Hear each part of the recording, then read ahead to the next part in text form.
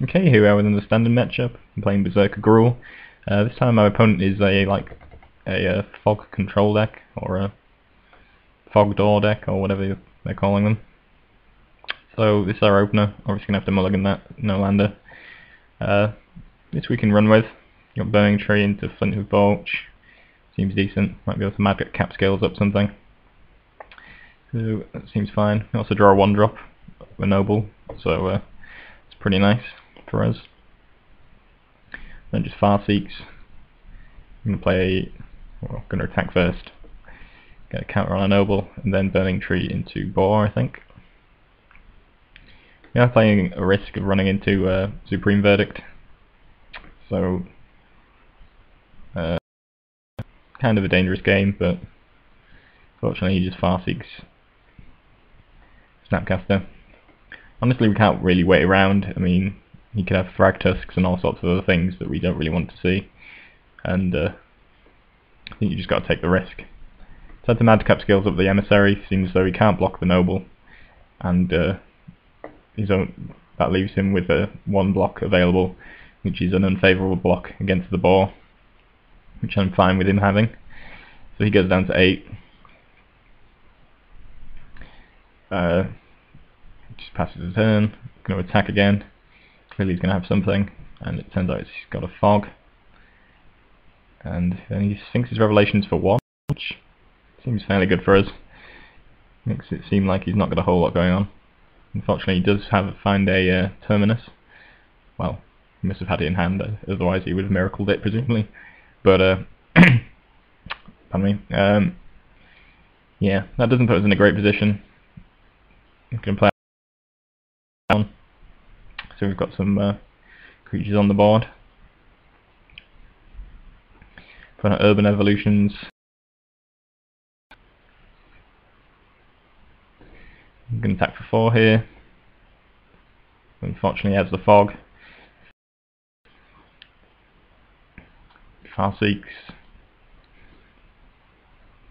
Found a fling, which is nice. We can actually 1 more mana. We might have actually been able to win, seeing as though we could have. Well, actually, we won off, wouldn't we? Rush of Blood on Slaughterhorn plus fling could mean the win, seeing as though fog only prevents non-combat damage. Depending on what he's got in hand, of course. Might have some sort of counter spells. Don't know. Haven't seen anything yet, though. So, for that reason, I'm going to Rancor up my Slaughterhorn and attack. Unfortunately, he has Snapcaster, which he's going to use to target Sphinx's Revelation, I believe, rather than Fog, which is quite interesting. And I think I use the opportunity to use my Blood. It's not going to be able to kill him, but it's going to be able to do a decent amount of damage to him, and maybe put us in a good position. So he uses Sphinx Revelation, keeps up 1 mana, and fortunately for him he finds a fog, unfortunately for us. So it's wasted there. He then Rakdos returns me, taking out my last 2 cards from my hand. Blood wasn't so wasted after all. And now we're in not the best of positions, really. I'm going to attack with the Rancor up Slaughterhorn. I could have actually Blood Rushed with this Slaughterhorn that I have in hand. That might have actually been the better play, since what all I'm going to do is play another Slaughterhorn and put a Rancor on it. So, but yeah, it's probably not going to make a lot of difference either way.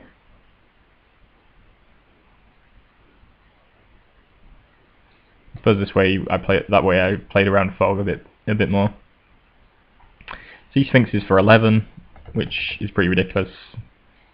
Can't really see myself coming back into this, but I would like to see what he finishes with, as haven't seen a win condition yet, and doesn't look like he's the omniscience version of this deck, which I've seen Travis Wu play. Travis Wu likes this kind of deck, but as I've already mentioned, he does finish with Door to Nothingness, which hopefully we'll see reasonably soon. He does a lot of stuff, but I just F6 through pretty much. He's getting close to milling himself, so I am interested to see what he actually does and how he wins. Because if Boris or Nicol Bolas is his win condition, I think we might be able to succeed in milling him out. Draw a Lightning Mauler, which I'm just going to keep in hand. Hope to get some hasty beats if I draw another creature. Not particularly keeping this Rootbound Crag in my hand for any reason. Just bluff value really, I suppose. He probably knows it's not too much exciting. So he actually took 4 there. I don't know if we would have won if we had a Blood Rush or something, but there you go. He has the dot to nothingness. And after a long game I just concede there. I don't know what else he might have done, but he can easily win from that situation. So yeah, lost on turn 15, which is kind of predictable. Just really wanted to see what he was going to win with, and it turned out dot to nothingness was that, the card. So this time I'm going to be on the play. This hand isn't as fast as I'd like it to be, but I think I'm going to keep it. Probably arguable, but I did go with it. Potentially a mulligan decision, has to be said. And we start drawing lands, which is kind of annoying. Rancor's quite nice here, particularly as he doesn't seem to have any answer for our Cackler, at least not yet. So we're going to attack for 4. Also use Fling to do quite a lot of damage thanks to Rancor. So we're going to get him down with the Rancor up Cackler. I'm going to use Supreme Verdict, and I'm going to respond by flinging my Cackler at him. Put him down to 4. Unfortunately we don't find a hasty creature. We find something close to a haste creature, but unfortunately our only other creature is a 4-mana Rampager. So we're just going to stick a Rancor on it, just in case he has... Well, she doesn't have the mana, but I like to stick the Rancor out there just in case he has a Rakdos Return or something like that. Although clearly you wouldn't be able to play it next turn, seeing as though he doesn't have the right colours.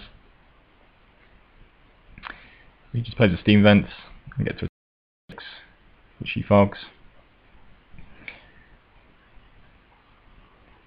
And yeah, we get the turn 6 concession, so presumably he just didn't have any further answer to our Rampager, and that wrapped that up. So managed to get a quick win in there, which was nice. And see how things go in game 3 when we're going to be on the draw. So this is our opener. Not the fastest again, which is kind of annoying, but we can stick a load of auras on a Flint Hoof Ball and get quite a lot of damage in.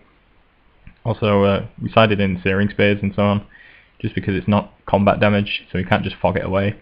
We also brought in our Skull Cracks because he runs Sphinx's Revelation, etc. So I'm going to run out my ball here. Unfortunately we're not drawing anything too exciting. We draw a Rampager there though, which is pretty nice. I'm going to Rancor up and attack for 5. I could have played Madcap Skills as well. Perhaps if I wanted to be aggressive I would have done that. The only concern is that obviously if we get Supreme Verdicted, I'm going to take a lot of damage. I mean, we're going to lose our Madcap Skills. No, potentially. Yeah, I think we could have gone for it there actually. I mean, it would be annoying just to get like fogged Supreme Verdict or something, but we're not really doing a whole lot else. So maybe we should have just got more aggressive there and hit him for 8. Opponent Far Seeks, leave mana open for a fog. We draw another Rancor, so that's another card that we're happy to stick on our board, seeing as though we'll get it back if the ball dies. Actually managed to do 7 damage there, put him down to 8. Unfortunately, our opponent top decks a Terminus, but we are going to get our Rancors back. Sadly we don't have a small creature out to run out. and we're probably going to have to tap all our mana into a Rampager. Again, Rancor up. This time it is possible that he has Rakdos return, which would be pretty bad for us if he finds a red mana source. So here the plan is to Rancor off the Rampager to an 8-power creature, play out the Mauler, and then see if he fogs or not. And if he does fog, we might well be flinging the Rampager at its face for the 8 damage that we need. We'll see how that could turn out bad depending on what he does and how he responds, as we'll lose our biggest creature.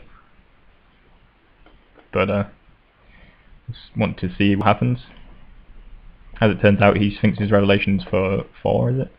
Yeah. Sphinx Revelation for 4, goes to 12, and he's just dead here. He takes 10 from our guys, goes down to 2, and we can actually just Searing Spear him rather than Fling. So the Fling did mean that he could have gone as high as 18 life and we would still kill him.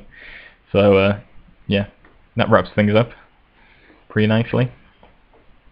I think this is a favourable matchup, I suppose, seeing as though they have to get quite a few early fogs to actually beat you. Thragtusk is pretty bad if they're running that. I'm not sure what these decks are exactly running these days. Sphinx's Revelation is obviously bad if they can hit it, though you do have Skullcrack in the sideboard. So I'm not entirely sure. I've played a few games.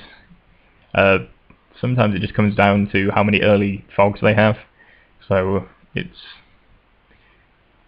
a difficult matchup at times, but I think it is one that you can take down, provided you're fast enough. And that's what happened here.